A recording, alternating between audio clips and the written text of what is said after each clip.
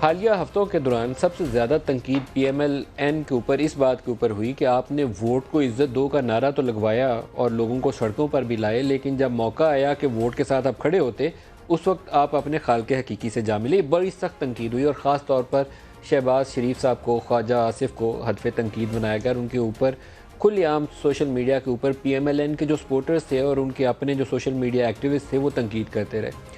और ख़ास तौर पर वो जो एक बिल की पैसेज वाला मामला था, उसके ऊपर शहबाज शरीफ, ख्वाजा आसिफ, राना तनवीर और अयाज सादिक साहब, ये 4 लोग लगा के एक तरफ हैं और पार्टी के अंदर भी डिवीजन नज़र आई।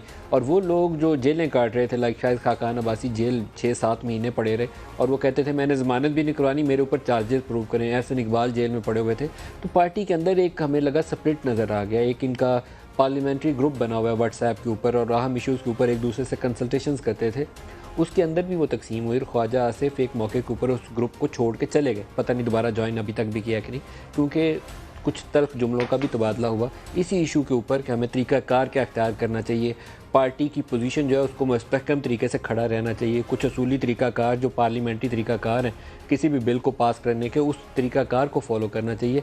लेकिन दूसरी तरफ से कहा गया कि नहीं, हम अनकंडीशनल सपोर्ट दे रहे हैं।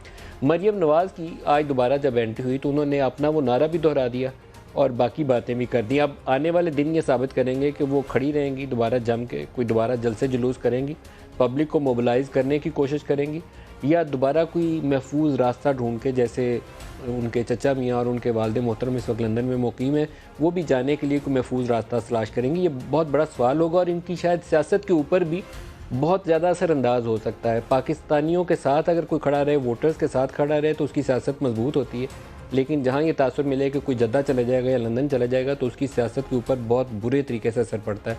और इस वक्त ये मरियम को डिसाइड करना है कि उसने सियासत में रहना या लंदन जाना, ये शायद इसके अलावा कोई चॉइस नहीं है उनके पास।